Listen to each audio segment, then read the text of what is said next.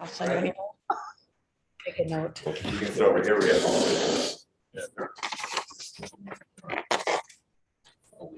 All right. I hate to take time doing introductions, but I think it would be very helpful to do a quick round robin. So we know everyone that we have in the room, and then we have two on Zoom. And Zoomers, we can hear you, you can talk and ask questions and interact as much as you need to, because hey, technology is awesome in 2023. I will get us started. So thank you everyone for coming today. My name is Jen Angel. I am the Downtown Chaska Special Services District Administrator, the world's longest title. So really I'm in charge of hitting record on the Zoom. That's pretty much it. I don't care which direction we go. I'm Elise Durbin. I'm the Assistant City Administrator here at the City of Chaska. I'm Lee Hall. I'm with Next Stage. Bob Moyer. I represent Fulton and Make on behalf of the City of Chaska, essentially the construction manager for the 41 project. I'm Mike Wong, City Council. I'm Chad Dressen. My wife Brandy and I own Carver Junk Company in town. Randy Dressen. Sorry. I'm Michaela Hatfield, Council and City Council Liaison to the Downtown Business Alliance. I am Mel Carlson, manager of Nicolay Bank on the corner here in Chaska and also on the Downtown Business Alliance board. I'm Krista Fleming and I own the Chaska Mill and I'm also on the board. I'm Autumn Kay. I'm the events and marketing planner for the Southwest Metro Chamber of Commerce, Chaska. Sassy, also with Bolton and Bank, and I'm manage the communications for the Downtown Highway 41 project. Greg Weber on the Bolton Bank as well. And then I'm Kevin Wright, communications manager here at Chaska. And thank you to Kevin for setting this all up. Yes. And there are donuts and coffee here if you're wanting a little snack. Who's on our Zoom? All right, Zoomers, we have Jody from the Chaska Library, the interim managing director. I'm going to totally mess up your title, but it's pretty impressive. I think you're pretty close there. Yes. Currently serving as Chaska branch manager and as interim library director for the county system. And Kristen, who I don't believe I've met before, so feel free to introduce yourself. I'm Kristen Hahn. I'm the operations supervisor at the Chaska Library. Perfect. Well, with that being said, I think we're going to kick it to Bolton and Mink to walk us through some updates. Yes. Share my screen. I distributed a packet. If you don't have one, does anyone not have one? You can have this one. Thank you.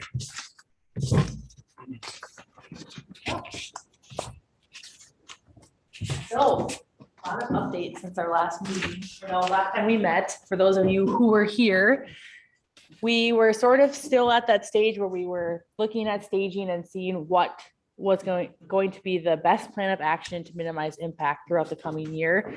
So we're going to give an update on that today. And then I'm also going to give a brief presentation that we're going to use at the upcoming business open house, which is yet to be announced, but it's going to be March 2nd. So I just want to kind of present it to this group and see what you guys have for any feedback so we can improve it for that meeting as well. I will share my screen. Okay. All right. That looks small, but there we go. All right, so we already did introductions. So like I said, we have a lot of updates today that we want to share with you, and I'm going to just give the presentation, and then after we can talk more specifically about your thoughts or different ways that we can improve what we have shown here. So I just want to touch on, project overview, what we're actually building, what are we aiming to do out here over the next year, construction timeline, which is what we have in the packet here, and then just what to expect during construction, because we don't all the time go through a downtown reconstruction project. So we have some photo examples and just kind of general process that you can expect as this is happening. And then importantly, how to stay informed through the process. So I guess just beginning with the project purpose, Highway 41 is going to be reconstructed from Walnut Court through the River Bridge, along with Highway 61. The goal here is really to improve traffic safety and efficiency, but then apart from the traffic benefits, we also are aiming to elevate the downtown presence and really enhance the environment for people in the area. So kind of two objectives that we're trying to aim for here. This project has been a long time coming, as you can see. We started a study way back in 2015. A lot of work has been done to date. And as you can see, now we're in the construction phase. So a lot of history to this project. Specifically in the design phase, we've been really trying to be intentional with engaging with the community and providing opportunities to learn about where we're at in the process and provide feedback. I know specifically we've been coming to these CDBA meetings for a while now and providing opportunities to share where we're at to date and have some updates for you as well. So in addition to that, we've also had a social media presence and our email system, which, by the way, if you're not signed up, be sure to sign up for our weekly email updates on our website. So what is being built? This is a lot on one slide, but essentially we're reconstructing Highway 41 from a 4-lane, which you see today. There's 2 lanes in each direction. This might seem a little bit funny, but we're going down to 1 lane in each direction, and we're adding turn lanes because right now we all know how it feels to get stuck behind someone turning left or right, and we can't get around them, and then you miss the light. It's a lot of congestion, a lot of weaving. It really leads to unsafe conditions. So that's the primary roadway improvement. And then I also spoke about the streetscape elements. But then part of what makes the construction schedule take longer, I guess, is the underground utilities. They're going to be replacing, water mains, sewer, et cetera. And that does require digging deep into the roadway and replacing those pipe networks. I already touched on this with the 4 to 2 lane conversion. And this kind of just gives a great example of what we're aiming towards. So these are just some renderings we did in the design process to share what Highway 41 could look like when it's done with the beautiful amenities. You can see the Chaska brick and then also that single lane configuration. In addition, we're doing improvements to Chaska Boulevard as well. As you can see here, redoing the pavement, also doing utility work in this area as well, and adding the same streetscape elements to make it a cohesive project. In addition, we're also adding a pedestrian crossing at Walnut Court. So that's just north of the Curling Center to increase safety when crossing Highway 41. Ever since the Curling Center has been built, I think traffic has really picked up for crossing. We want to make sure this is as safe as possible for people crossing from one side to the other. And this is one of those beacons where you press it and then it lights up and then pedestrians can cross. You all are probably familiar with this one. We see some work happening out there for this right now, but there's also going to be a pedestrian underpass beneath Highway 41 that will go in front of the Chaska Mill and then under 41 to Dolce Vita area. This is going to be great for people crossing Highway 41 because it is a state highway. So we want to minimize any interaction, I guess, when crossing with that roadway. And then in addition, there could be a future trail that connects in this area as well from Carver beyond. So really planning for the future with this as well. I will note that that trail system that Nicole talked about will go from Carver all the way to downtown Minneapolis and Target Field. And we are in the midst of getting funding right now. So to be able to do that. So you could see something as early as next year, some of those connections being made.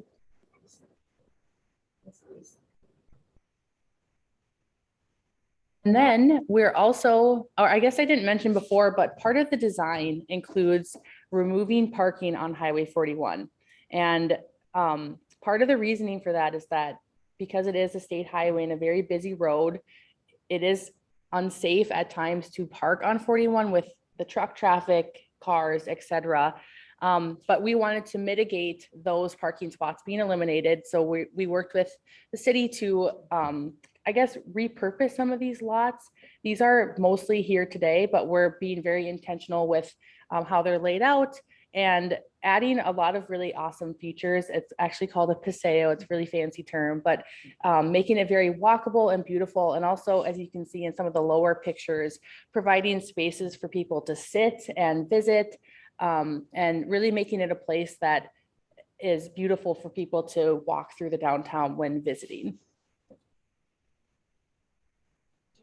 Wait for questions until the end. You can ask, go ahead. So from a parking lot perspective, and this is maybe more for the city, we know, I think what we heard from Bolton and Mink was that all of the spots on the street that were removed had to be replaced somewhere. So were any new spots added? Because I saw early in the presentation, it said more parking spots, or is it just a net? So what we've been able to do, a lot of these parking lots, especially on the east side of 41, were privately owned and really only for the businesses. So we've come in and we've acquired the parking lot like behind La Hermosa near where you all are located.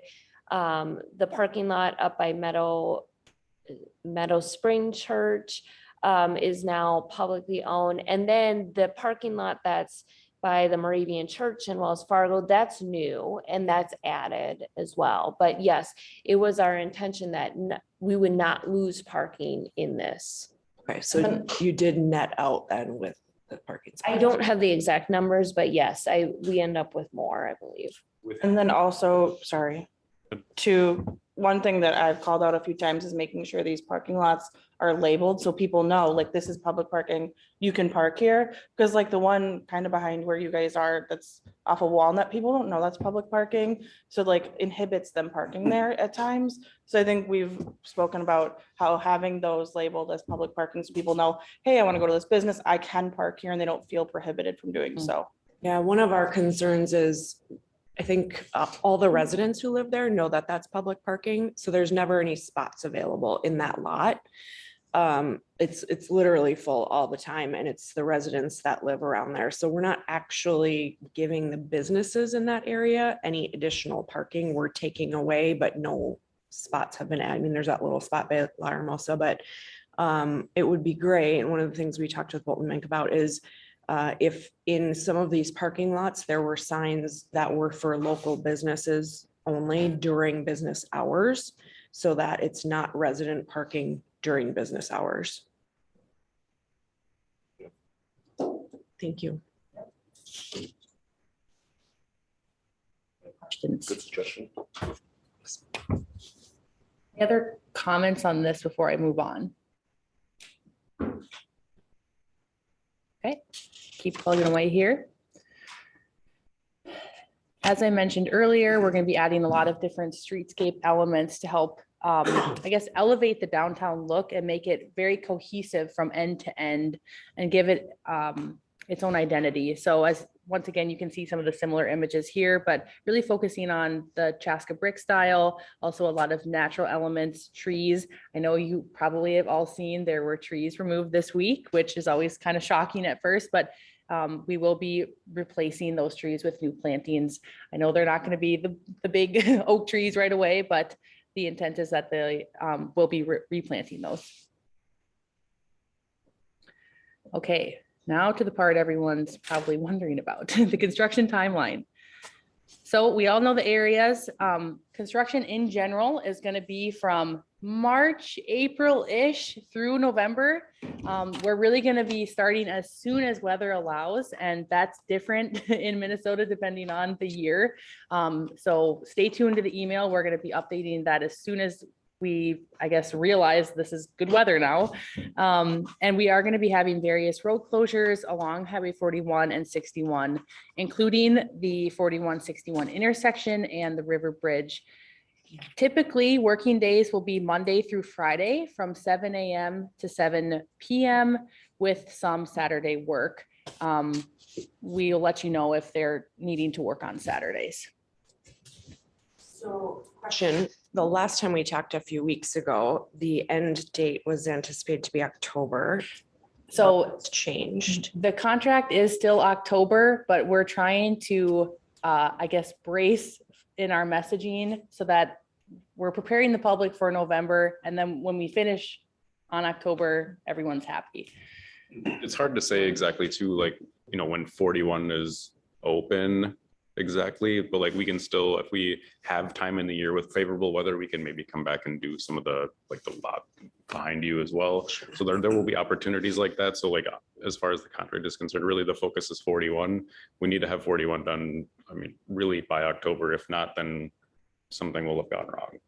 Or something came up where it's out of everybody's control. And when you say communicating, it concerns me a little bit that we might be communicating to the public that it may be closed through November, because that may impact people wanting to or bothering to come downtown for businesses.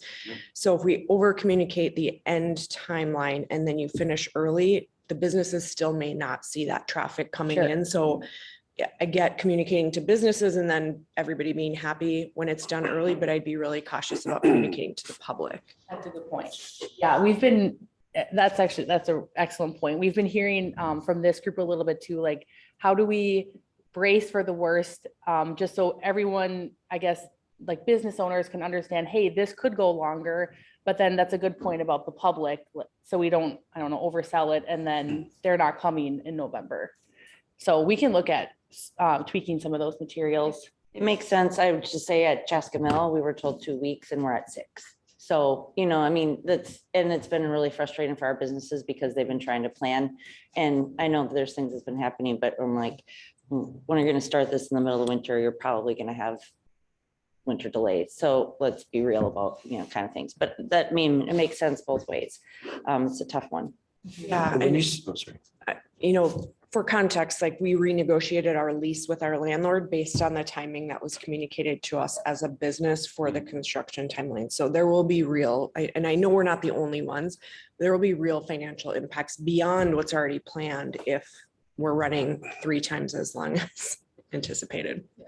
And when you said Monday through Friday, like if the projection is suddenly November because of weather or whatever else, will there be Saturdays to try to make up? Or is that not really the case? Okay. Very much. Yep. Saturday, so not getting into like union stuff, but yeah, Saturdays is planned. I think I mean, especially when we consider the work that was supposed to happen this year that, I mean, more or less was pushed back.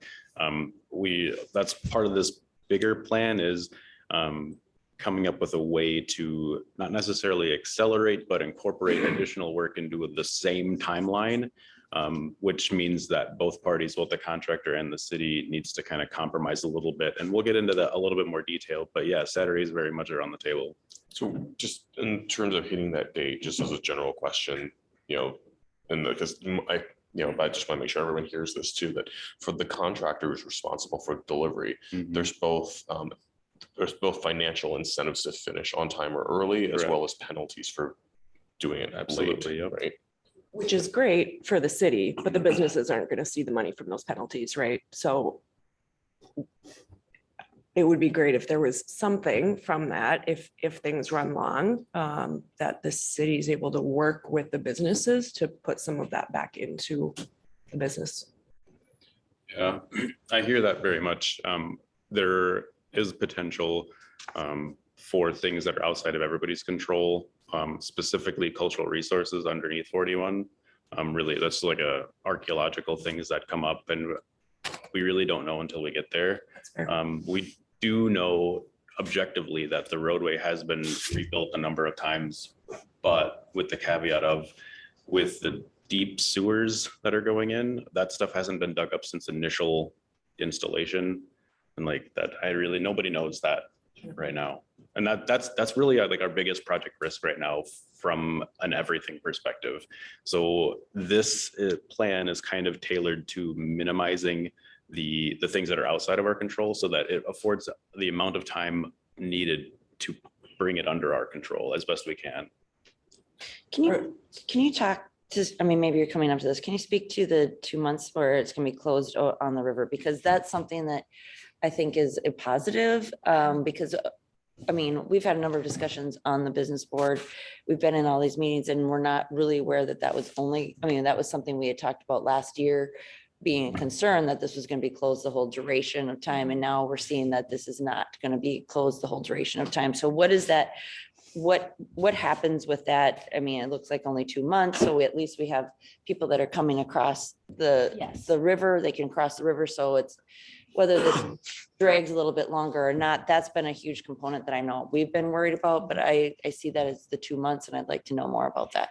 Certainly. Yep. So we're going to get to that in our next few slides. We have specific maps for each stage and what traffic will look like in those stages. Onto that, then just one, oh, maybe actually that'll answer it. I have a question about whether the turns, when construction is fully finished, where the medians are, will the turns remain at the same intersection? So like there'll be a turn through traffic on the 2nd and 4th, that'll all be the same. Okay.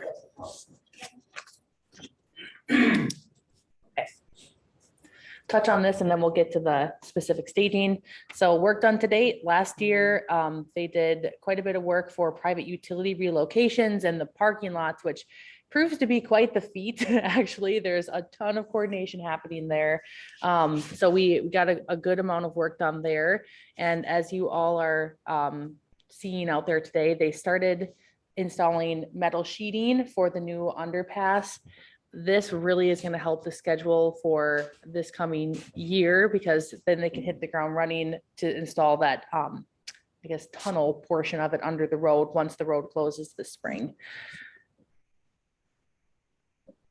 All right, let's get into schedule here. So I would refer to your packet. This is pretty small up here, but I won't try to talk through this graphic because as you can see, it's very overlapping and a bit complicated. We do have some stage by stage maps coming up here. But I just want to point out that there's areas on this map.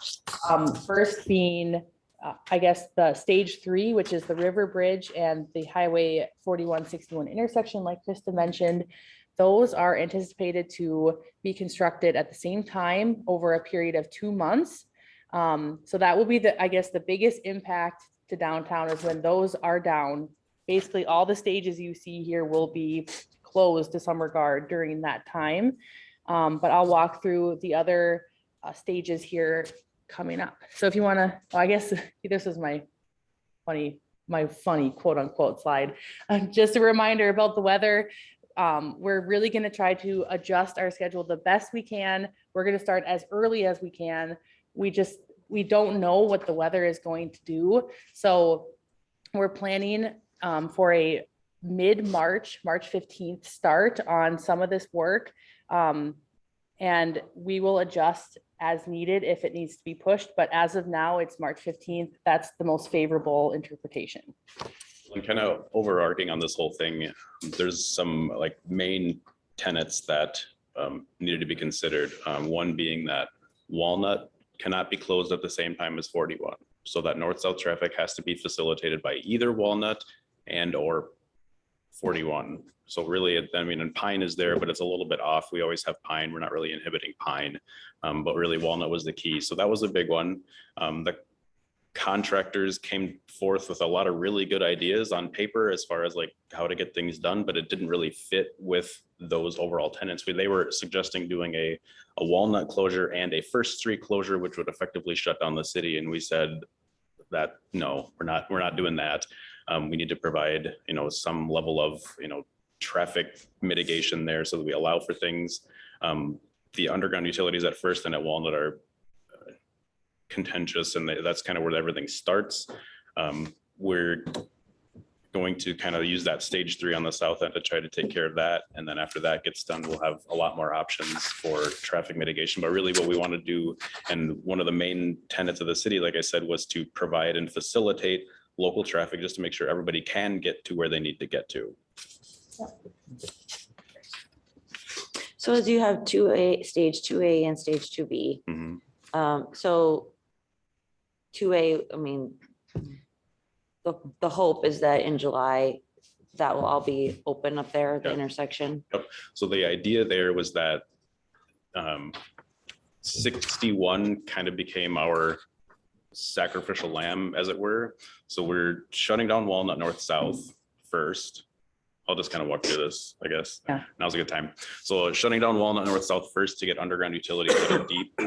We're also going to close all the way. So let's look at the the top time Did I frame. just run through do you want me to use? Yeah, go back to that. That works fine. Yeah, go to the next slide. Yeah, stay there.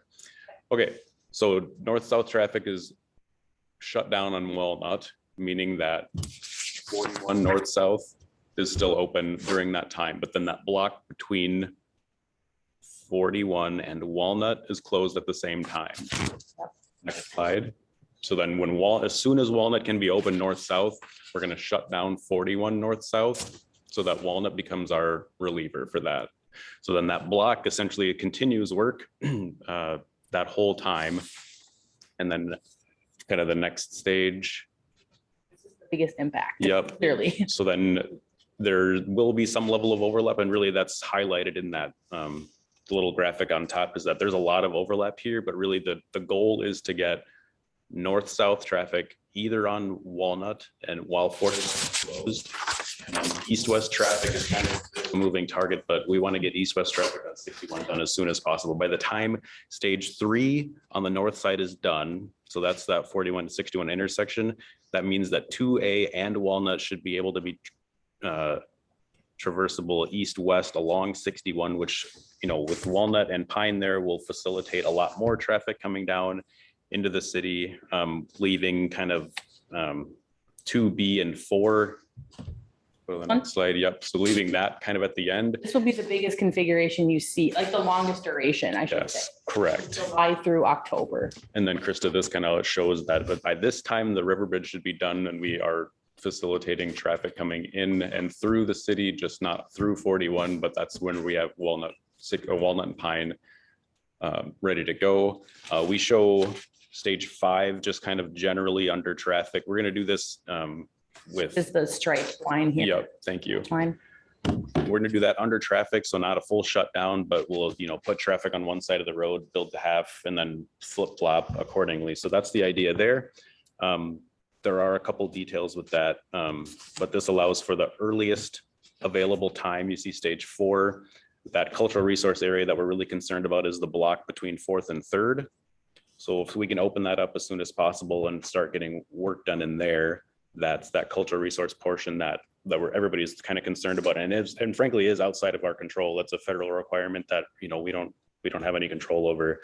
So that allows for that. It also facilitates local traffic. It facilitates just folks coming up north through the bridge as soon as we possibly can, and south through the 4161 intersection into the city as soon as we possibly can.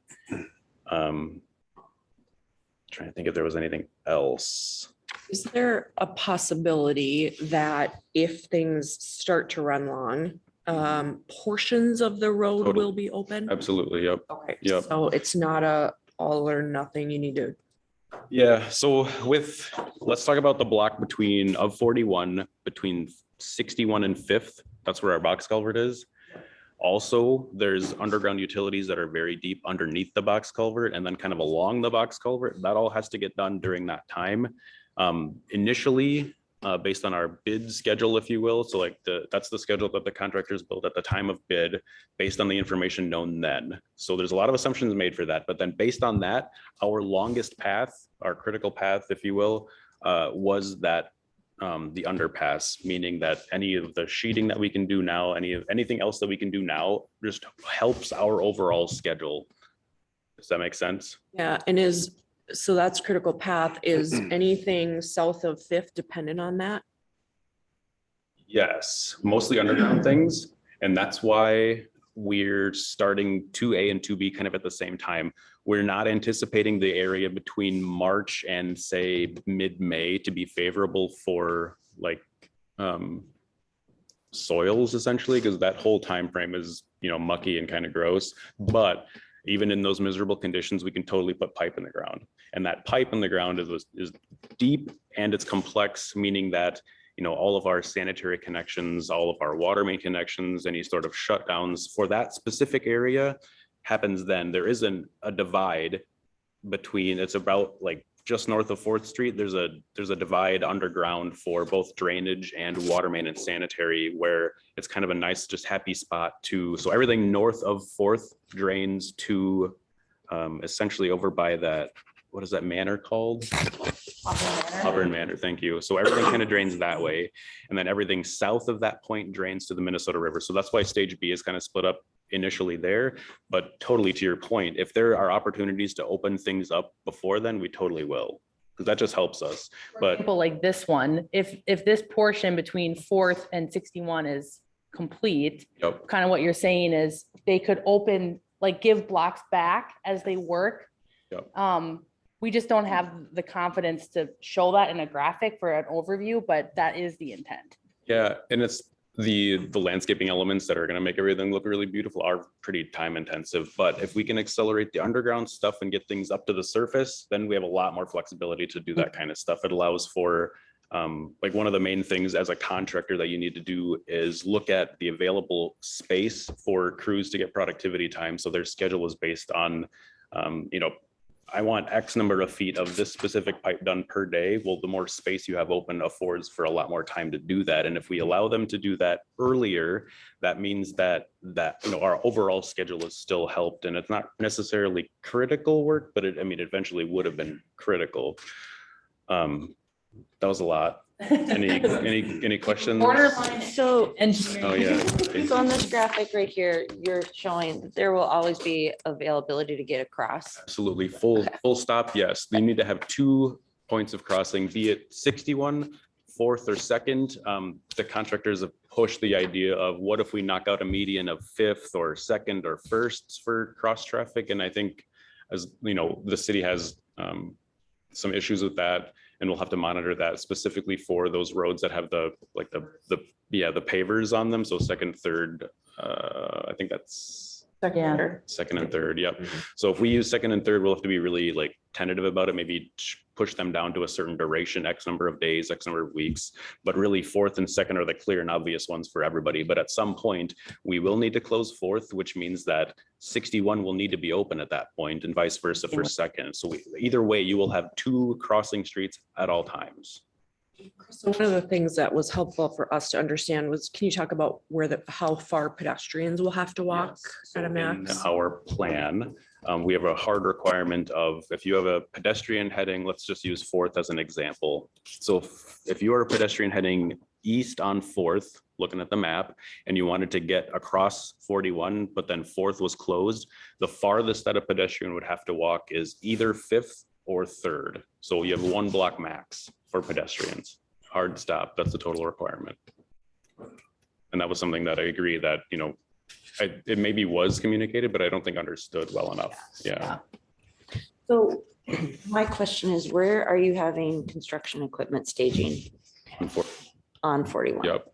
If we can use 41, we're going to use 41 on a closed section. We don't need anything outside of that. That shouldn't be happening.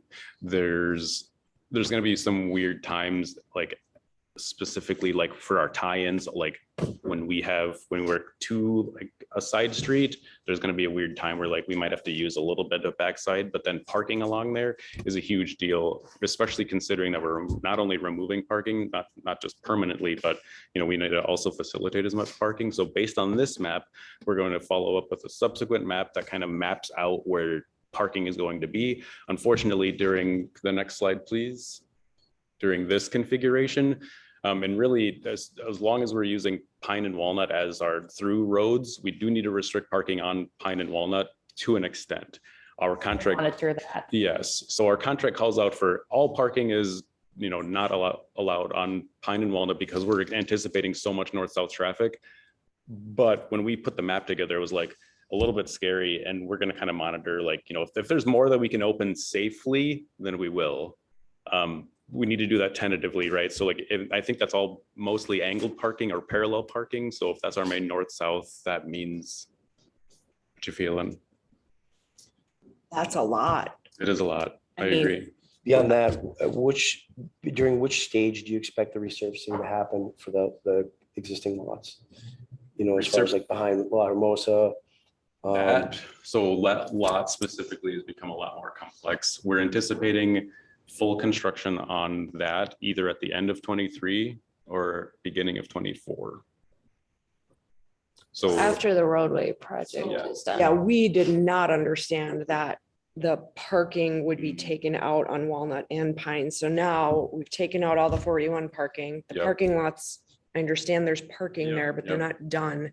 And how many spaces does that take away on Pine and Walnut? Well, and all the cars that typically park on Pine and Walnut are gonna be using these lots. Well, There's Right. gonna be no way to monitor But that. again, so we're anticipating Walnut to be mostly north traffic. So if it's just the east side of Walnut, So let's say it's only one side of each of those streets. How many spots are we losing during the fair amount, yeah. entire mm, construction? but again, we're gonna see how it goes. When we have these projects, local traffic typically knows how to navigate the inner part of the city, but we want to facilitate that. And I think that's something that like we can probably do some moving on. That's just per contract, right? Like, I mean, I think when we get there, we'll kind of see how it goes and see how much traffic we have. My concern is less with you and more that the city put that in the contract without concern for where the businesses Sure. are gonna park. But, you know, contracts can be negotiated based on what we see. I mean, we keep saying the contract, but really that's a control mechanism for our contractor. So I heard you say construction staging is gonna be on 41. Where are the construction workers gonna park 41. on 41? Yeah. I would say that when we put construction parking out Mhm. by the Chaska Mill, it's been very helpful. Good. I mean, I would recommend that be placed in many other places because I mean, even if they park there for a moment, they move because they know they're not supposed to be there for a long duration of time. Yep. And so that's been really helpful. And I think especially in some of these areas, hearing some of the other things, you're gonna want to have that in other spots. I think as that's a great well. idea. We're gonna add, we have in the plan already, like business access signs, but like even more specifically that like, you know, this is how you get to 41 businesses. So we're gonna add signs like that. Also adding like, I think you had mentioned last CDBA, the public parking signs, those are permanent signs that are in the contract, but like even interim signs during construction, like we need to add public parking signs. This is where you need to park. And if that's something that a specific business, specifically you guys, if you want help with that, like we said, when we chat last time, adding a map for you to share on social media, we can totally facilitate that. That's Nicole. We want to help as much as we can. If there is like heartache about like the parking, like you said, we can totally look at it and maybe do some movement on that, not to create an unsafe situation, but at the same time facilitating as much as we possibly can, acknowledging that this is an enormous impact just to everybody, really. One of the things that we've been working on the downtown business group for the last year and a half on what our marketing promotion is going to be as we come into this to go out to all the restaurants. I mean, Jen, you can maybe speak a little bit more to that because we have another separate timeline. This is kind of bumped up a little bit from what we had originally thought, which whatever it is. So I don't know where we're at with that. Maybe you can talk a little bit about what we're doing and when that's all happening. I mean, I think we're lucky in the sense that it's a three-pronged approach between Bolton and Mink, Kevin, and then us. And it's, from our perspective, it's not only social, certainly that's important, but we're going to do several mailers out in the Herald. You've probably seen some of the ones that we've done before because you all are a part of them. We'll do those throughout this piece of it, and it'll be focused on where do you park, what's going on down here, what's new, how do you get around, focusing on all the events that are happening. So that idea that even though things are different down here, there's still plenty of ways to come, interact, move around. So it's a variety of social. We're going to do weekly traffic reports that are live, just so people can see that you can park down here, you can walk down here, we're at the businesses, people are moving around and things are happening.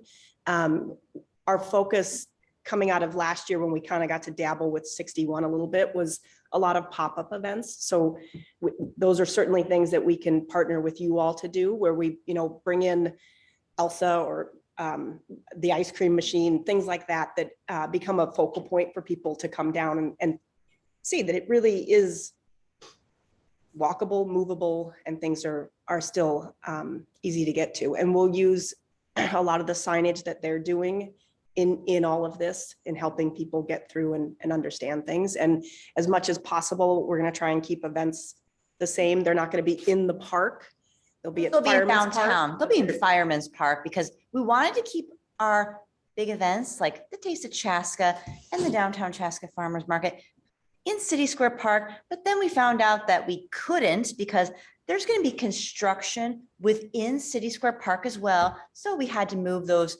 events a couple blocks north of Fireman's Park. Good news, it will still be in downtown. River City Days. Yeah, The chamber is not involved with River City Days. I'm just curious in general. But I do know that River City Days will be at Lions Park.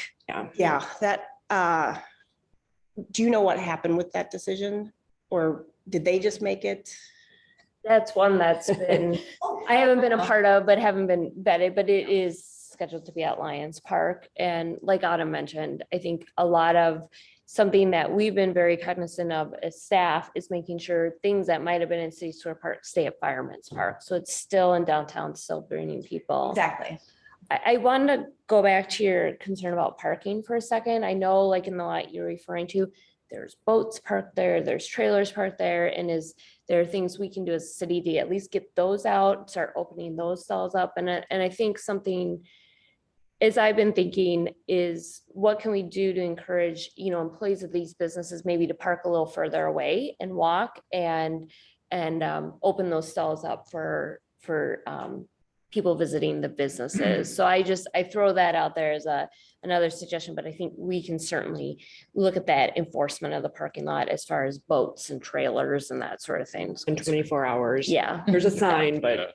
Yeah, so that's something I need to, work with others on, that we need to start doing now. But again, without your feedback on that, we probably wouldn't know. So I think that's like super appreciative. It sounds like we do know. Yeah, well, yeah, for sure. Now we do. Yeah. So one other thing that we've been trying to reach out to folks and keep in mind is that, with 41, that parking lane at 41 largely gets used for deliveries and things. So, with, excuse me, that parking being removed, that might change operations for some of these businesses a little bit. I know Domino's gets delivery. We just talked about that off of 41.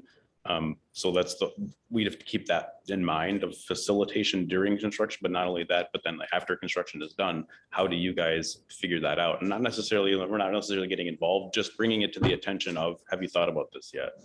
What about construction delivery? Like, is there's going to be deliveries of heavy equipment, side dumpers, things like that, that need to happen? I mean, like, for example, side dumper or some semi, anything that's like, longer than 60 foot, you're going to be able to get into 41, but you're not going to be able to make a U-turn on 41. We're not, no, it'll be pretty much straight through traffic. And then, so loads like that are restricted to the weight laws and regulations pretty much statewide. So we're limited to 41 and or 61. So local roads, we're not going to allow heavy trucks on at all. So how does that work? Because like when you, on like one of the stages, you'll close from like, was it from First Street down to the bridge, right? Let's go to that one. So how do you get a truck down there and then, and then dump or load or whatever and go back the other? Do you just back it all the way up? Sometimes, yes, if it comes down to it. Yeah. Otherwise, we're looking at through traffic, and the contractors made their plan to fit their operations really, really well, which didn't align, like I said initially, with the city's needs. But that means that their trucking pretty much has to have a through route the whole time, and it's a pretty wide area, so there will be we need to pop a barricade for one of those trucks to get in, pop it back in. That's okay, but we do need to be cognizant of, when that truck comes in, that cars don't follow it, that kind of thing. That's normal stuff for us. Yeah, and that's pretty typical. I guess I'm concerned with if you when the bridge is closed from First Street down. But it's the contractor. So the contractor will still be able to access that and move through if they needed to, because the bridge isn't coming down, it's just being resurfaced. Correct. Okay. Yep. The bridge is a big deal, not just to traffic, but to the contractors as well. Yep. Okay. And they can do that. Again, trucks will be detoured through here, so we don't anticipate any big truck traffic through construction, which will be kind of nice, frankly, for a bit. So the trucks that you see downtown should be the contractors, and that's something that we always monitor. The people try to get through anyway, but that's for us to worry about. Yeah. Okay. And then of course, with a lot of these things, if business owners or residents see trucks coming through their neighborhood or tearing through parking lots and stuff, happening. There's that hotline for everyone to call. Right? Yep. Report it if it's empty, and it gets funny, or like, there are caveats to everything, but generally, we shouldn't see any dump trucks on Pine and Walnut generally. And if we do, there better be a really good reason for it. And if it's something that we can adjust with the contractor, like, then we absolutely will, for sure. Yeah. Nobody wants that. Jody's got a question around how parking will be affected by City Hall, the library, the License Center on Pine. I think Pine was one of the ones where we could do some movement on a lot more freely than, like, especially in that area up by like 4th and 5th. We know that there just isn't adequate parking. So I think that was one of the ones, so we're anticipating mostly southbound traffic on Pine. So again, that opens up that maybe we leave one side open, leave both sides open. I don't think that I'm not really sure yet. I think we're gonna, again, the same answer as Walnut. If we can facilitate more parking, then we certainly will. I don't have a great answer other than, Question. yeah. So do you think that they're gonna start with the assumption to not have no parking signs up on these side streets and then we'll add them in? Or do you think it will be reversed where they start with the signs and then take away? Or does it vary?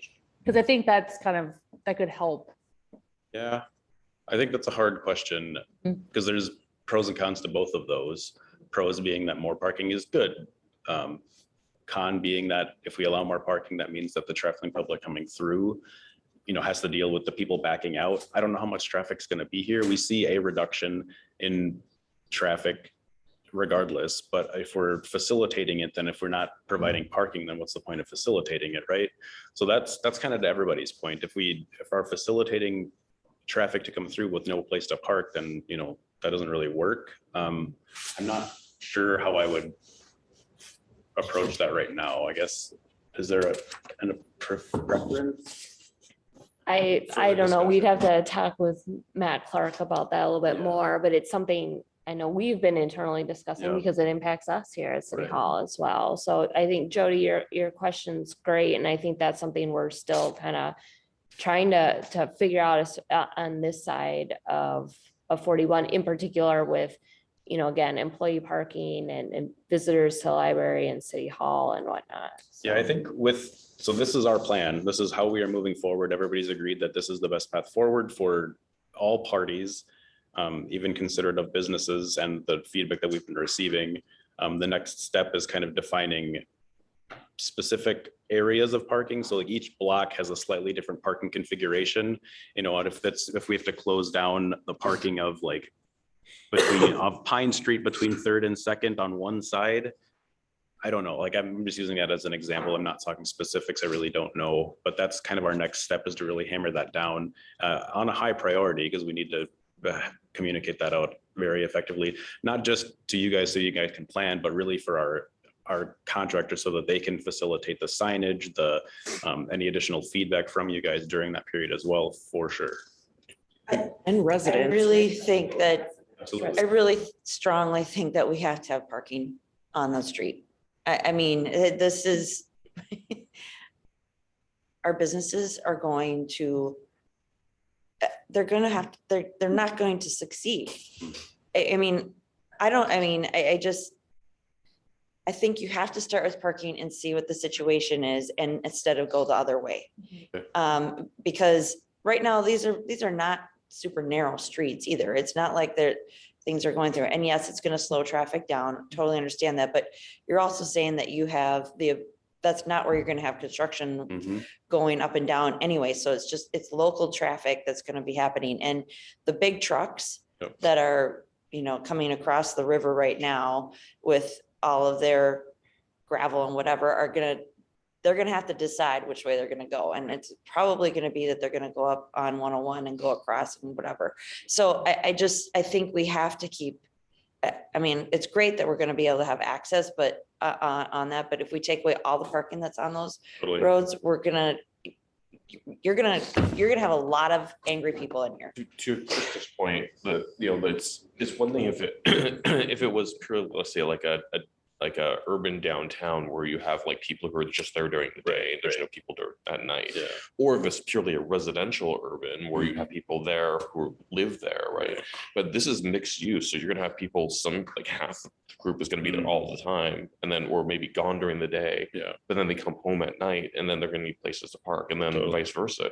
You have people who come here during the day to shop and to do other things that are need places to park. So there's just this constant contention and turnover. Right. And to reduce that by half, you know, effectively has this sort of diminishing capacity of the ability to support both the businesses and residents. Sure. So one of the thoughts that I had was that, you know, in addition to, I think starting from that perspective of maybe trying to keep it more open from a parking perspective, is there's any way we could like, take some of the parking and restripe it so we can maybe make it a little more dense. So that way, even if we can squeeze a couple spaces on a block from the diagonal parking or something, that it would, it's a few more spaces here and each block makes a difference. Because at this point, we're talking, we're not, we're just trying to add anything we can. For sure. So just to temporarily get us through, I mean, if that's an option, that would be. No, there is parking on Highway 41, but it's not like there's a lot of parking on 41. True. There is for some businesses, it's more important than for others.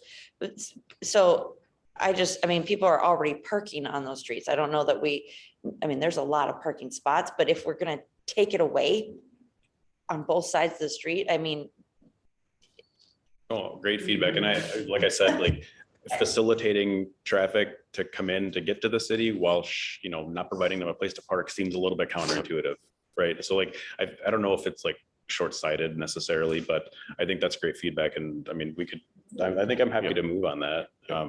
In an ideal world, you'd be able to do all the construction, not lose a single parking space and keep people moving through, right? And that's the perfect world. But so the question is, how do you get as close to that as you can, right? I just think we have to give people the option to, otherwise they're just gonna say, I'm not coming down here. And even if it is busy and it's cumbersome and it's slow, people still have the option. And I don't have a parking lot. I will have like 4 spaces for my entire building. My entire building. I don't have another parking lot that's over, and the DMV, where are all those people gonna park? That is not gonna shut down. For people who live there, right? And people who live nearby, if they have street only parking, there's like, where do I park now? I've got to walk 4 blocks to get to my car. And that actually mitigates a concern of mine. So let's say, for instance, we did shut down parking. That means we have to enforce it. That means, we have to somehow barricade it off. That's all stuff that I don't really want to deal with if I had a preference. It does naturally slow things down, which is fine. Yeah. Those are 25-mile-per-hour roads. How about like daily peaks? So obviously License Center will have a peak, City Hall will have a peak. How about like Saturdays, Sundays? What does it look like for you guys over at the mill? Just constant? At the bar, Yeah. yes. Yeah. It's not, the other businesses, not necessarily as much, but like Artem House, they're only weekends, Right. Really, they're like Thursday night, Friday night, Saturday. So those Sunday. parking lots are obviously a hot commodity in that whole area. Mhm. Yeah. So then we're somewhat blessed on Walnut having that additional parking by Auburn Manor. So that's an option for them, but that doesn't really help you guys, nor does it really help you guys. So if we restricted traffic like by Walnut is maybe a area we can maybe look at. Walnut's going to be extremely busy with, if that's the major. The Walnut, you talk about, traffic flow being a concern. Are you guys going to remove the stop signs then?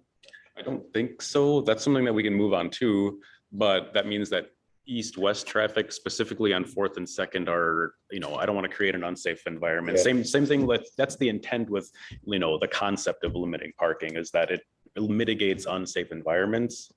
Right. And I prefer that you don't, but I'm just asking because I feel like that stop and go is going to still keep things slow enough where people parking have enough time to get in and out.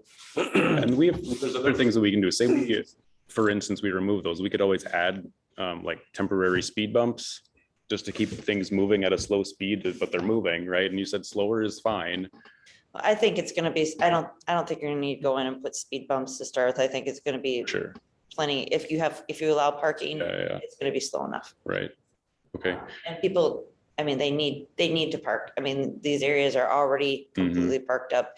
And the streets are, I mean, they're compatible with parking. So I don't know why that's a big issue. And this is, Yeah, the concept on the issue is that we're taking traffic away from 41, putting it on Walnut and Pine, so we would see conceivably an increase in traffic there. So like, that's the reason. I just want to put that out there. It's going to be busy on those side streets. I mean. I also think a lot of the people that would be on those streets, you're thinking are commuters, right? And I would, if I lived anywhere near here, I would just go 101 bridge. I wouldn't even think about going through here anyway. So I don't know if it's going to be as busy as everyone thinks it is, but. I would agree. I think that the people that are gonna be crossing over here are the people that need to get into the downtown. I need a place They're to not, park. they aren't the people that are gonna be Yeah. trying to get from up to Highway 5. They're gonna go a different direction.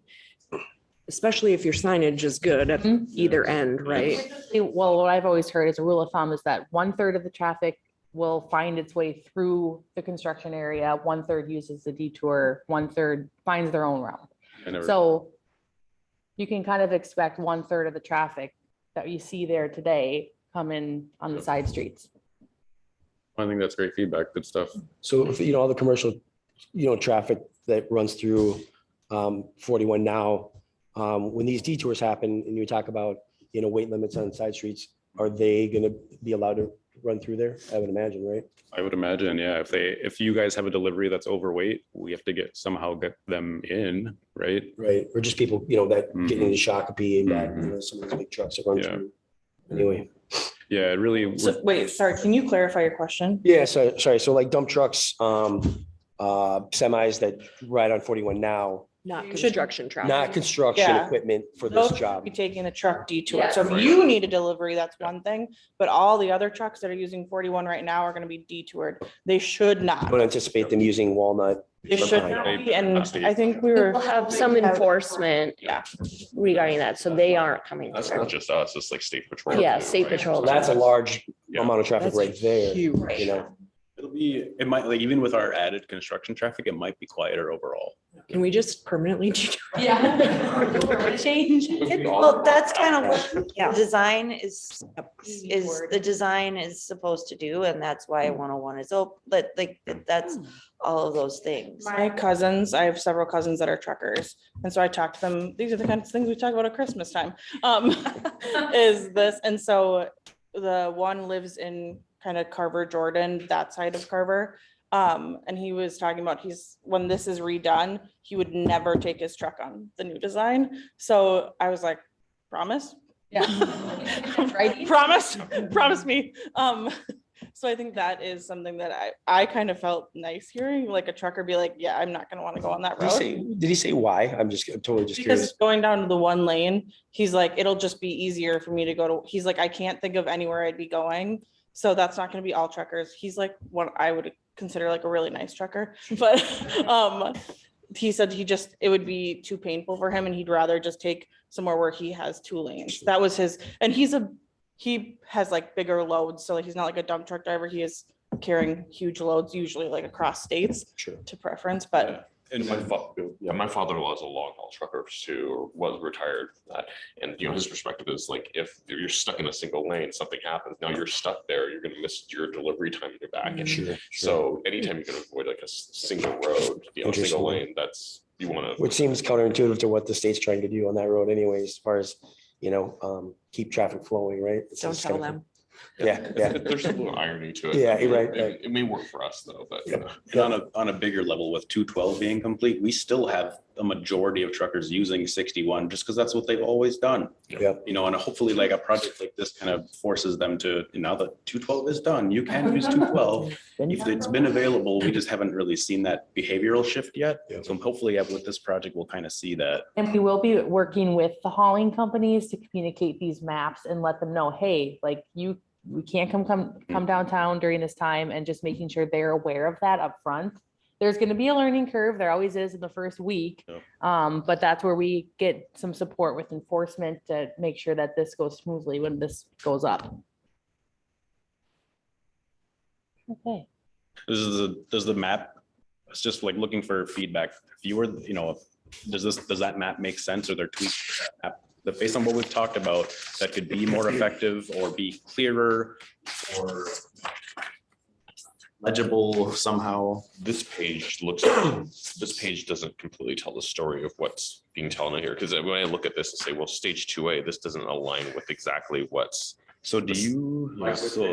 I'm looking at this page. Oh. Because this one basically makes it look like the whole thing shut down if you glance at without looking at the legend. Sure. And the legend tells a different story. So I have an idea for this page, and there's something that I was tossing around. I just didn't know if it would be too much. So then for each of these stages, if we're following along, if we provided like a vertical bars just to kind of show like that's this period, do you think that would, because really, because that's I think that's highlighting Yeah, that. I think that would make sense. I think in terms of the time frame, but then Yeah. also a little more detail over what's happening, or maybe breaking, because you now we're looking at a specific stage, then what's breaking up, like this is actually closed because it makes it look like the whole thing is closed At from that, the at that river. point, it will be. Well, there is, So, yeah. that is, it is completely I closed. think, so this one's.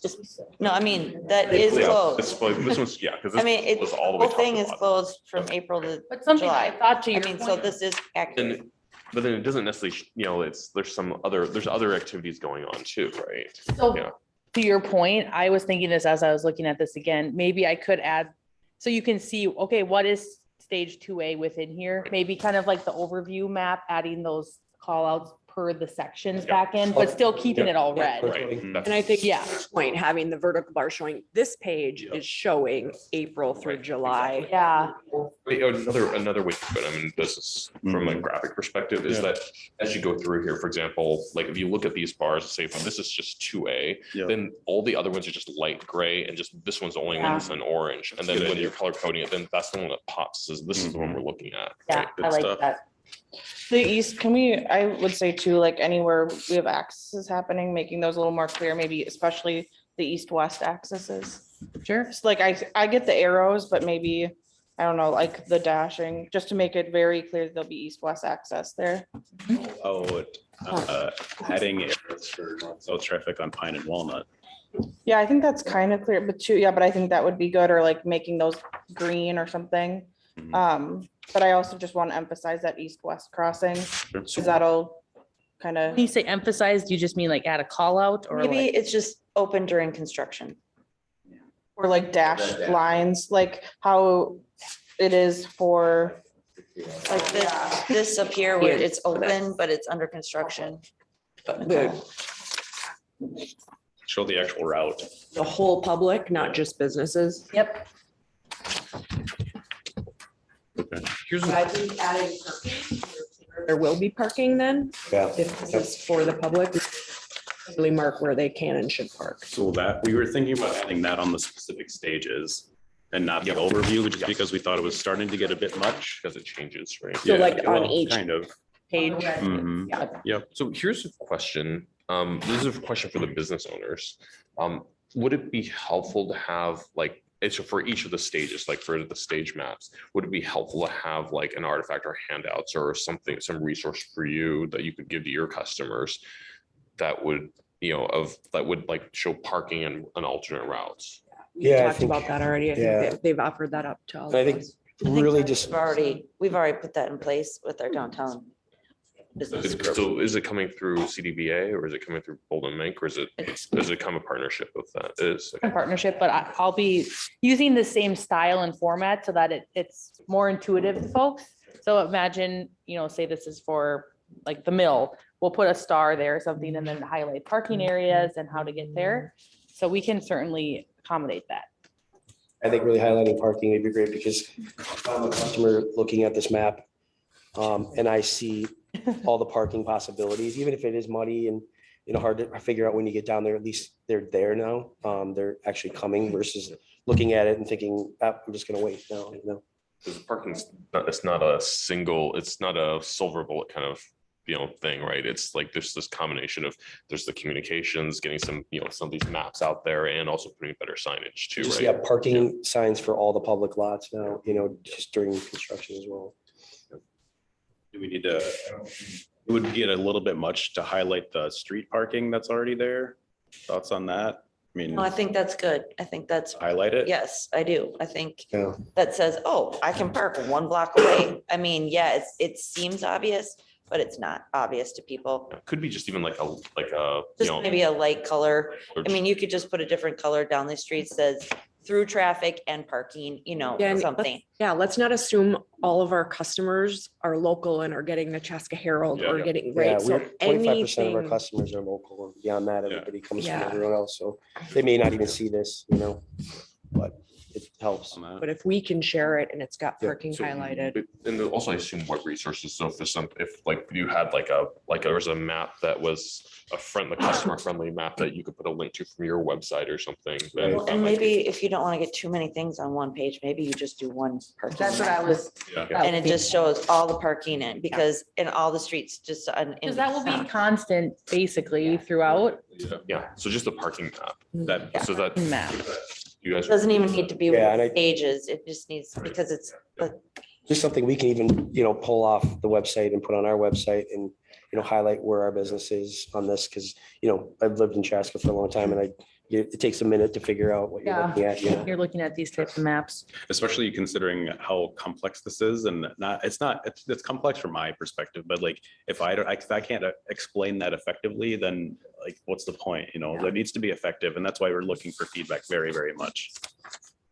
So that's all appreciated. So we'll add a sheet for parking that largely will change, that eliminates some level of flexibility for parking restriction, which I think seemingly we can accept at the moment.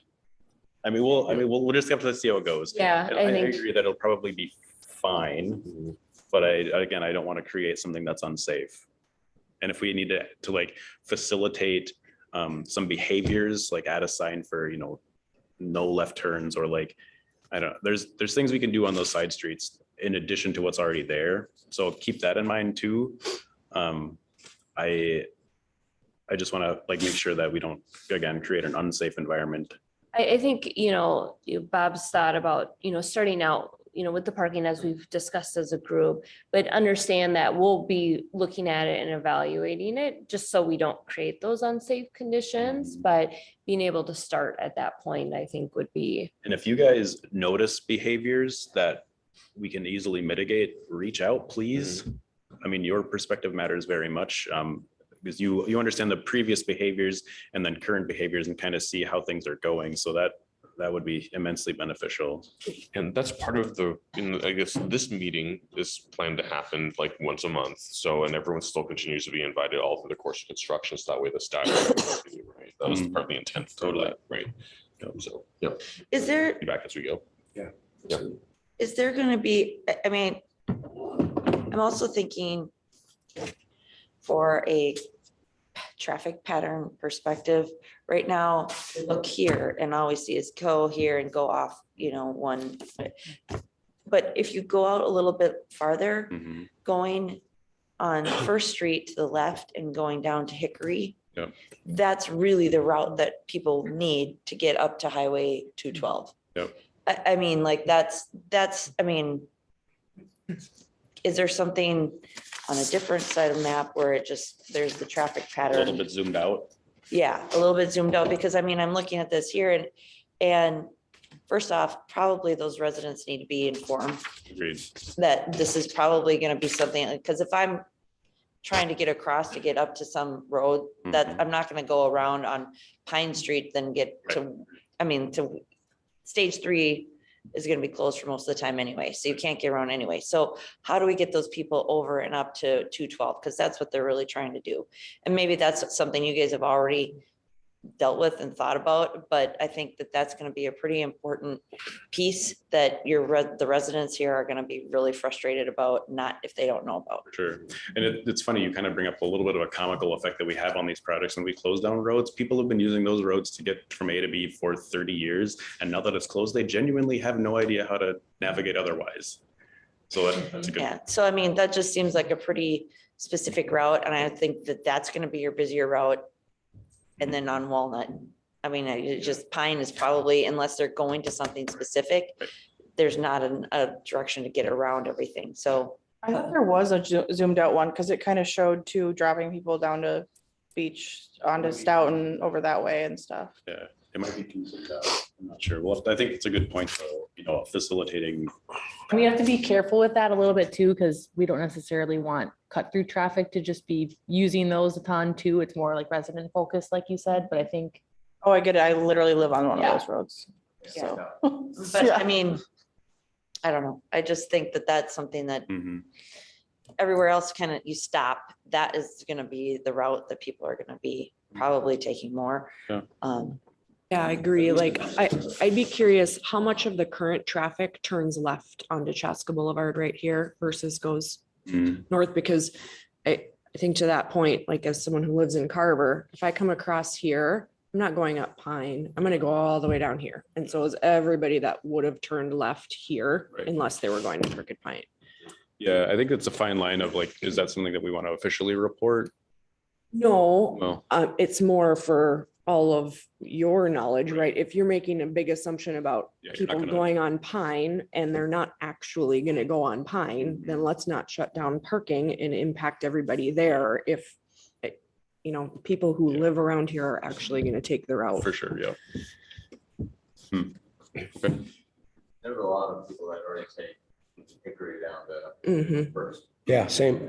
We do it. If it's really busy, when we're going shopping. Yeah, it's crazy. How many Yeah, cars. we rarely drive down 41. Yeah. Just the stoplight on that corner really facilitates that. I mean, that we've looked at that as even coming off 212, how we get people into downtown. I mean, so I just think that that's something to really be aware of. Okay, we should probably keep rolling here. Good discussion, everyone. I think we got some great feedback. I do have a little bit more information on just kind of the general flow of construction and what that will kind of look like. So I can breeze through that quickly. So these are those key circulating routes that we talked about. Pine and Walnut being, well, I guess there's more discussion on that now, maybe adding a few more, but for sure the east-west routes, at least 2 of 3 will be open at all times. I heard a little bit of, we think second and fourth, but fourth might move. Are these set or are they? How flexible is flexible? I think anything's possible. I think we're open to other ideas, obviously considering first and second with the pavers with a limited duration. Second is one that we just have called out because the median's already out.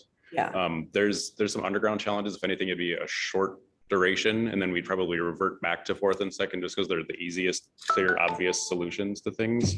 What's the crux of your question? I'm not asking because I want you to change it. I'm asking because I don't want you to change it. Okay. I would like second to stay open, but I want to know that. More consistent it is, the better for, somebody might read an initial message from us about how to get to our business, and then that changes, frequently it gets tough. I think. I think we need to be as consistent as. Agreed.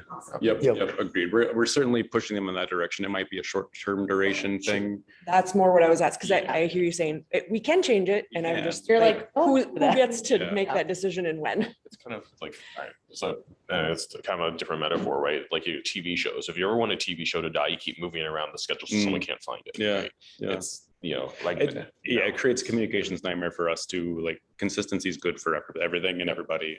Yeah, agreed. Yep.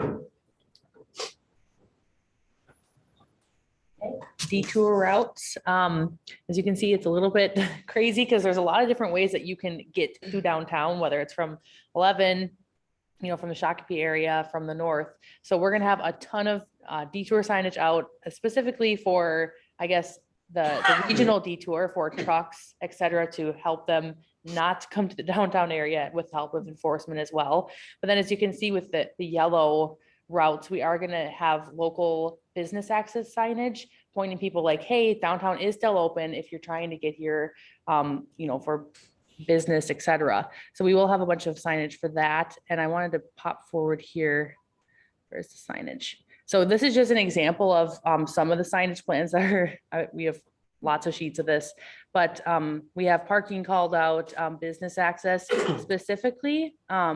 We have in the plans right now, it called out as Chestnut Street, West Side business access and East Side. Bob, maybe you can speak a little bit more about like having specific names on signs. We try to avoid that because it can become more confusing for the user to like read 100 different names at once. So this is what we have shown in the plans now. Comments, thoughts on that? One comment that comes to mind is that or question is that are all the signs gonna be this orange black lettering that you guys are planning on putting out? Yes. So the question, here's the problem I see with that is that it becomes this overload of all I see is construction sign. When people look for parking, they're looking for a white sign with blue lettering. We'll or a blue probably sign do, with white yeah, we'll lettering, probably right? do it for parking. Yeah. Right, yeah, so, and then, certain like more info sign, more informational signs, are looking for like white sign with black lettering, that sort of thing, because there's a standard for, that type of signage. So, I mean, so certain things make sense to say, let's make it with this orange sign with black lettering, but if we can lean towards convention, people like gravitate towards that, because, like, oh, here's like the round blue sign, or a blue sign with white sign for parking. People see, oh, that's a parking sign. I've seen in every other community I go to. So that stuff like that tends to help us a lot. Yeah, loud and clear. I think for parking specifically, and like for like hospital signs, for instance, we keep those the same because it really matters. So parking in hospital, like that kind of thing, for sure. I think for these, it's probably appropriate. Yeah. I think that's okay. We do get into trouble calling out specific businesses many times. And like, that's not to say that, you guys can't put up your own signs with following city ordinances, and every city is going to be slightly different. I think there's specific permits for that limit duration, and then you have to pick them up later. Those are all options that are on the table. Certainly explore that with the city. If you need help with that, we can certainly help. Mind speaking out of line on that? No, I was gonna say the same thing. As you move through and things happen during, throughout construction, and you think of something, just call us up. Let's talk through it, because I think we're in a part of time that we haven't been in before, right? And so to be able, and the impacts are very different than we've seen. So I think call us up. I think we want to talk with you. Quick question, Elise, I know we had an ordinance for like signage for like businesses for like sandwich boards and things like that. Maybe one thing to look at maybe a lot more flexibility right now for like where and when they can be put out. So that way, if like the business owners want to put a sandwich board outside and, something to say, hey, it's just to find my business because they having trouble getting people to find it, or like prevent people having trouble find it.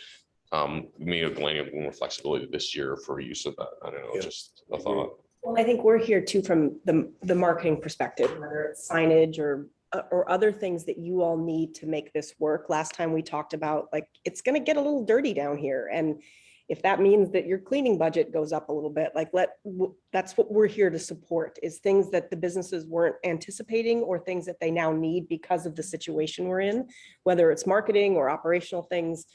That's what we can help with too. Include me on that too, because much of that will fall under the contractor's responsibility. And that's something that I want to make very sure of, that other people aren't unduly impacted due to contractors' responsibilities. So yeah, just communicate and we'll help problem solve and make things right as much as we can. And who do we communicate to? That's one of the things that we've been working on right now. I just sent out to the building because we have something going on. If there's an issue, right, and we've had plenty of issues around the building, here's who you contact. It's really been Greg and Nicole and Bob, and then they contact whoever it is so that we're not dealing with those people directly. But I think I know that information is going to be relayed. At least there was supposed to be someone that was going to be on staff from the city, wasn't there? That was going to be always on site, or is that gone away? That's some of what Bolton and Mink is doing. They have other folks that will be, on site, Brad. Yep. So there's not a person that the city has hired that, remember we talked about that person that they were going to be. That's all part of, they aren't a city employee though. Okay. They're, similar to a Bolton and Mink. That's not great, but that's not great. That's not great. Greg is our I call you our business liaison. That's probably not the right word, but Greg is the one that you'll see, coming in. I try and get out when I can and meet with all of you too, but you'll see Greg more as kind of the face interacting with the businesses. And I did send around some of these business cards. This was something that came out of the last CDBA meeting. It's just something you can put in your pocket as information, the number to call. And like Nicole said, number goes to Bolton and Mink. But if it's a city issue, if it's something, a contractor issue, they triage that. So it gets to the right people as quickly as possible. And I think we're adding these things to our website, downtown website, right? I mean, this is starting now, March 15th. I mean, we're a month out, and knowing those things are out there and sending it, I know Jen's been sending things via email, and businesses can choose to look at it or not look at it, obviously, but that's, if there's somebody that we know is always on site, like knowing who we need to contact right away is really important. And it's been helpful because, okay, we've got somebody that's just sitting in our drive area for 2 hours, I'm like, what? It's, instead of sitting there being frustrated, we just connect to them and then they connect to whoever it is. Yeah, you're never wrong if you contact one of us. Yeah. You're always correct. We'll figure it out. If we don't know, maybe we'll ask some questions, get some feedback, and then we'll route it appropriately as fast as we can. That's been responsiveness has been one of our main tenets, because time is money, not just for our contractors, but for you guys too. All of that stuff matters, and it's an extremely high priority issue. Keep moving through here. So just going back here, I just wanted to talk through the typical process. So we've been talking a lot of staging and in theory, what is this? How is this going to work? But now I just want to talk about what does this look like actually on site? And typically the construction project moves in this process. Obviously there's a little bit of variation, but in general, they're going to start by placing signage, removing the pavement, and then getting into that utility work first. Then they'll start installing the new roadway base. Next thing you'll kind of see is curb, concrete out there, and then we'll move into the paving, grass and plantings, and then the final signage and striping installation. So that's kind of the general flow. And I just wanted to show some pictures of what that looks like in practice. So we kind of talked through this. Removing pavement, you're going to see a dirt road essentially once it's on. This is kind of an example of what that could look like. This is actually a really useful photo. So something that we were talking with the contractor about is, what is it going to look like for my business access? What does the business front look like? Once the road is removed, the contractor is going to leave the sidewalk in front of your business as long as possible, basically. So there might be some barricades so that it's safe, but people will be able to walk to your storefront until the time comes to install the new sidewalk. So this is a very real photo. This is what it could look like out there, but I think it's good just to be aware of that and prepare. In addition, when it rains, it could get muddy. So we're gonna be on site. If you're seeing, big potholes, call. We can have the contractor smooth it out. We're gonna be monitoring that as much as possible. But once again, to plug the hotline, call that. I'm on the other end. We can get that taken care of. Yeah, and overarchingly, the contractor needs a road for themselves too. So they want to maintain their own road. If there are potholes, it's slow, not just for everyone else, but it's slow for them too. There won't be driving on it. Correct. Understood. I'm just saying, for cross traffic, there will be times where cross traffic will be on gravel, stuff like that. Okay, then utility work. Oftentimes, I don't know, Bob, if they're going to use box like that. Probably, yeah. Yeah, so for the safety of the crew, they often install these metal boxes when they're working so that it can keep the dirt up. But you might see something like that. You're going to see people with a lot of utility work going on. There's a lot of network under the ground that they're going to have to replace. So you probably will see something like this or this. This is more of an example of utility work. I don't know if that's sewer or water, but you mentioned deep. How deep are our holes going to be? Underneath the box culvert, and so the area, let's look at one of our maps again. So that box culvert crossing 41 between 5th and 61, that's going to be pretty deep. There's utilities that go underneath the box culvert too. The box culvert is I think 12 by 15. It's a big hole. That will be a big hole for that. And once we do that, there's pipes underneath, there's pipes along it. it kind of all depends. Typically sanitary sewer is the deepest because you want it as far away as possible so you don't get the, smelling stuff and everything. Water main is next, and then storm sewer is relatively shallow. That's kind of what we're looking at.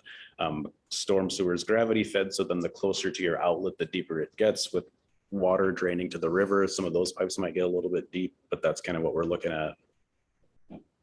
Those have to go under the box culvert. Correct.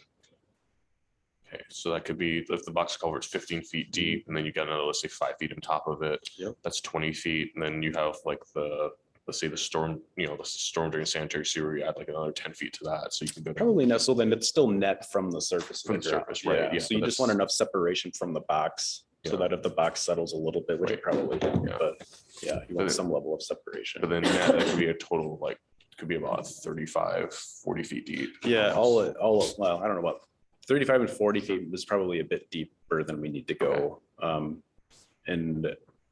But yeah, I mean, the whole area is going to be excavated down. And then, so you don't want to excavate twice. So when you excavate for the box, then you'd put your pipe in because it's a relatively minor excavation beyond that. Then you install that backfill, put your box in, right? And then you backfill that, and then you're back to your surface. So the net depth is actually only for a very short amount of time, right? Yep. Well, it's all marked out. It's all, Yeah. it's not like people can get there into that area. Right. Yep.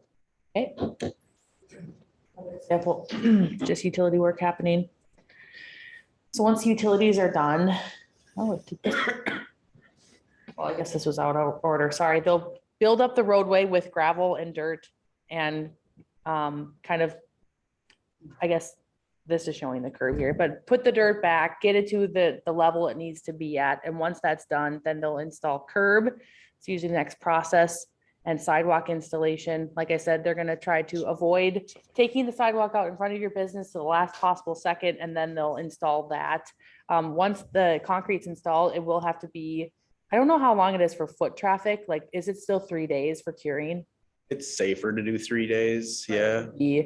For foot traffic. I mean, so not to get perfectly technical, because I have the unfortunate ability to be ultra technical. Times for foot traffic within 12 hours realistically, but you'd really want to try to stay off it. I mean, for the final product, you'd want to keep people off. But like for specific like entrances, we have an option to do what's called high early strength concrete, which means it sets faster. So that means that you can get on it sooner. That's an option. It is more expensive, something to look at, but it's an option. Is it something where we can make sure we're working with the businesses? Like you guys are not open like Monday, Tuesday, Wednesday, let's say, right? Yeah. So like we can try and like our. Yeah. The contractors don't want to interact with anybody. So for us to come in saying, you better talk to those businesses, they're like, okay. So then they want to avoid any sort of confrontation. They just want production and getting stuff done. That's all they want. And if that means, there's help surveying or whatever, Greg, to understand the schedules of the businesses, then I think that would be helpful. It helps everybody. Okay. If you hear something and you're like, wait, that may not work with somebody, we're doing an event or something. We're not saying we can change it right now, but call us, tell us, let us know, and we can see what sort of flexibility. I know Lynn had a case where they were gonna shut off her power to do some work. And she's like, no, I have a session. And we were able to change dates and still make the project work. So it's things like that. Yeah, coordination with any sort of homeowners, business owners, specifically for like water and sanitary shutdowns, temporary water and sanitary connections, all of that stuff, we don't want to be confrontational at all. The contractors don't either. They want production, and if they can avoid issues, they're going to avoid it. And that's kind of the intent of the business survey. I know a number of you in the room have completed it, but we ask questions like that. Like, when are your key deliveries? Do you have any events that you know of right now planned? Just so we can start to document that. So when we start to schedule these things, we have a starting point. We can look at the list, like this is who it impacts. Do they have anything coming up? And then obviously there's still the option to call if it does still impact you, and we can see what we can do. Get pretty creative about it too. It's not anybody's first rodeo, but when push comes to shove, there might be an option for like, look, there's just really no good alternatives here. We might just need to, and we'll make it as seamless as possible. That's why November gets scary. Once the roadway and the curb are in, then we'll get to paving, everyone's favorite part, because finally, no more dirt surface. Bob, I don't know if it's probably 2 layers of pavement, correct? Yeah, so when they install that, they basically do 2 separate layers, one that's the base, and then they call it wear paving, or the final layer, to make sure it's thick enough. Yeah, and kind of to add to that too, as soon as we can get some pavement down, it helps, it helps you guys, but it also helps the contractor for their own operations to drive on something pavement so they don't have to maintain gravel anymore. So like as soon as we can do pavement, we will. And it's funny about these construction projects, because I mean, it's going to be a bomb for X number of days. It might feel like a long time, but then all of a sudden, just like everything just comes together, and like it's like, holy crap, like we just made an enormous amount of progress. Well, all the underground stuff is really the hard part. That's the part that takes the longest. And okay, so those were kind of just the picture overviews. Do you have a question? So you had mentioned earlier that landscaping was like the kind of, Yeah. you know, if you can open early, you will, but that might be, but like, you're not gonna landscape in October and November, are they? We're not, so like, we're not gonna plant plants, no. Okay. Really what that means is, we have like, Pavers. yeah, there's pavers, there's, you know, we can prepare plant beds. We're not gonna do any mulching. We're just gonna add like the topsoil in there. It's pretty much all just gonna be flat, and you'll be able to see like and discern that this is a plant bed. Got it. But yeah, the pavers will take some time. A lot of work will be in the spring then as well, as far as like finishing up 24. aesthetic stuff. Probably, yeah, realistically, probably. But now, from our perspective, now we're down to 1 lane and turn lanes. Now it becomes a little bit of a, you know, logistics debacle. So how do we not impact you? If we can drive on the sidewalk, then we can. Should we do like, you know, temporary lane closures on 41? Well, that may not work. You know, those are the types of issues that arise from getting work done, but not all issues are solved. All right, wrap it up here then. So just a reminder to folks, we do have a website. This is where we're going to be posting, once these are finalized, like these maps and parking maps. And it really is a great resource for you to visit and pull these to distribute to customers or share on your socials. We do have Facebook, hotline, email, etc. Elise does have some of those contact cards over there. If you don't have one, take a few. We have 500 more in my car, so take as many as you need and we can get that distributed. Oh, there those are. And I guess I'll just plug one more time the business survey. I don't know if everyone in here has completed it, but just make sure that you fill that out when you have time so we can just start to plan for some of your events or delivery considerations, etc. I'll send it out again too. I took it off my reminder Okay. email because I wasn't sure if we were done or not, but I'll put it back up there. All right, And and send it to the people who have not completed it, or just everybody I was else? gonna send it to everyone. yeah, just as a reminder. Everything that we do from a communications perspective will be over. Mhm. All right, so then what's next? Upcoming engagement opportunities. This was a great run through, I guess, of the presentation that we want to give on March 2nd at the business open house. That was just at, I think, a week ago now. I'm going to start to actually promote this now and kind of work with the businesses to invite people to hear the same presentation. That will be at City Hall. In addition, we're also going to have a public open house at the City Event Center. And that will be on March 9th from 5 to 7. And we're also going to start doing mailings for that, mailing to the downtown area, publishing on socials, etc. So that's kind of the next 2 major engagement opportunities, which will be a lot of the same information. We expect that by March 2nd, we'll have a final answer on the parking on Walnut and Pine. Yeah, Oh, I thought that I think, yeah, no, I think the we're on. answer is that there's gonna be I parking. think we're on the same page as far as that goes. Yeah, I think it's a little bit of a moving target. We just need to get like dot I's and cross T's from a administrative perspective, but I think we hear you loud and clear. And I think that's kind of the route we would like to go right now. Yeah. It's more just like, you know, making sure that the people who have other vested interests, like, you know, like if somebody says absolutely not, well, I don't know who would say that, but Yeah. we just need to make sure that we engage everybody else. The too. only thing that would deter it is really a safety perspective, which is the intent of adding the no parking. It was because of a safety factor. So I think I like the plan of starting with the assumption of there's no, or keep the parking. And if there's a safety need that arises that we need to address for safety reasons, then possibly add it in, I but think we're on the same page with Krista. yeah. Yep. Okay, that was a lot. Feedback. I think it's gonna make the maps better, the process. What, was this helpful feedback on the presentation? Much from you, anything? feel Yeah, okay? spot. You know, the traffic on 41 or not, it impacts me, but not nearly as much as it impacts these guys. So, you know, I'm paying attention to what's coming out of Carver, what's coming out of Eden Right. Prairie, Shakopee. We have a lot of people that come from the hill. Yeah. There's workarounds, you know, for all of us, and it's just not the same. And we're Monday through Friday and. Well, we are closing right in front of you. Yep, I did How notice did it that. go this past fall when they had work going on in front of you? You know, I guess we didn't really notice an impact all that much, you know.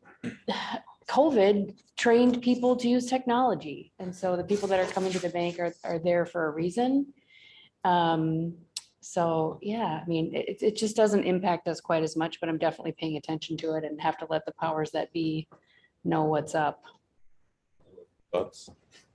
So Lee, I want to give Lee a chance. I invited him here. He is the business. He's like, I should have gone first. He is the business advisor for Carver County. He's hired by the Carver County Community Development Agency and provides free services to all businesses in Carver County. So I wanted him to be here to introduce himself again to you all. He's been here before and just talk about what he can offer you during this time. And I'll be here again, I'm sure. I'm sure. Excuse me. Right. Yeah, I'm mostly just want to say that I'm here as a resource.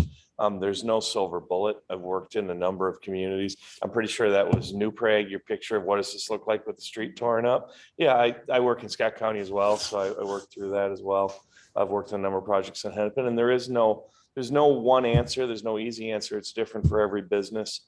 I think that your discussion is good, and the communication and the signage and the public, the collective communication is important, but your individual communication for your business with your customers is really far more important.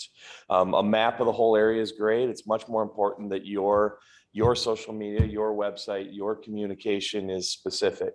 You want a map that has a giant star where your business is and highlights this is where you should park to come to our business, not a map of the entire city and here's parking spaces. It's all about communication. That's all I can really say. It's all about communication. It's all about if you have the opportunity to do something different, whether, again, we all just went through COVID, still going through COVID, whatever.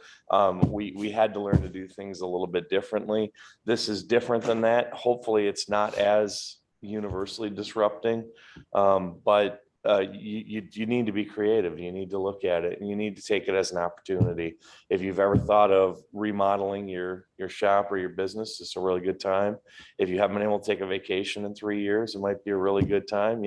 Take the opportunity where you can take the opportunity. But yeah, I know it's painful. I know there's no easy answer, and I know that it's going to be individual solutions for individual businesses. So I've already rambled more than I wanted to. It's just to say, if it's any help whatsoever, we're here. It's a free service. We're happy to talk to you.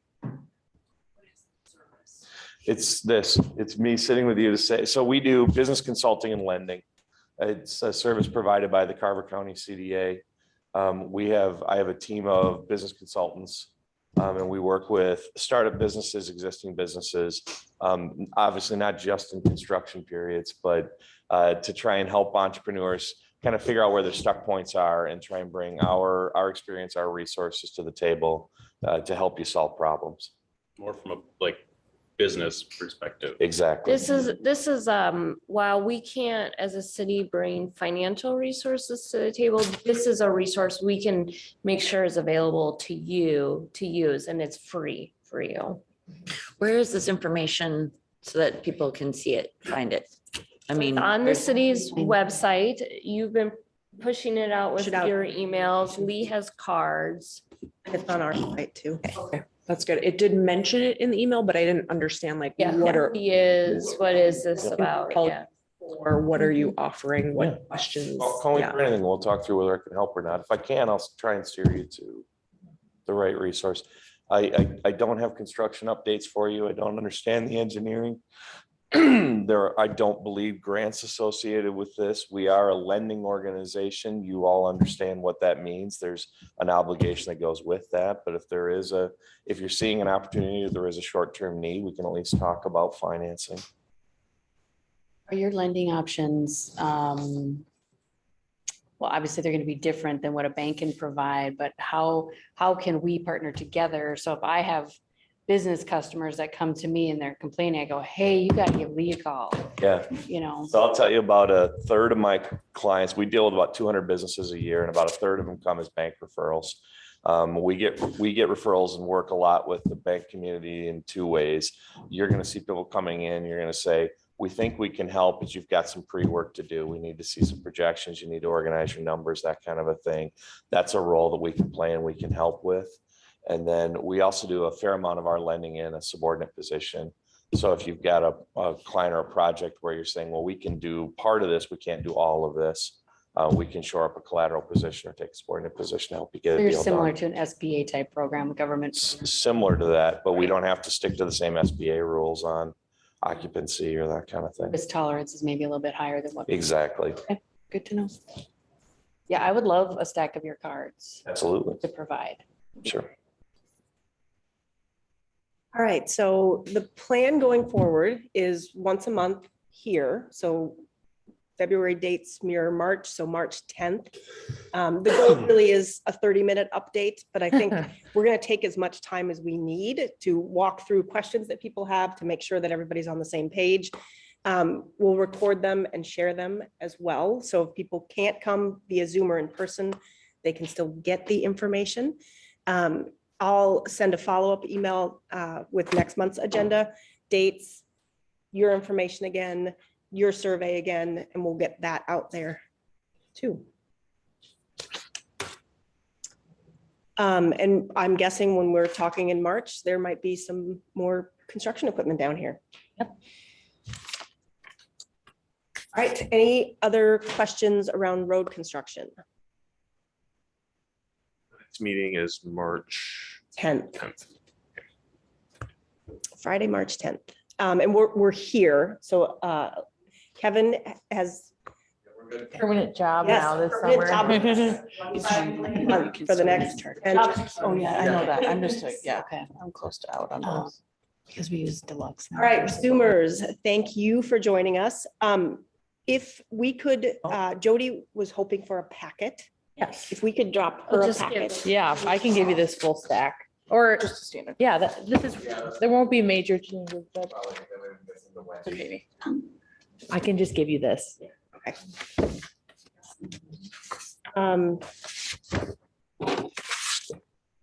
All right, Zoom, I'm gonna hang me up.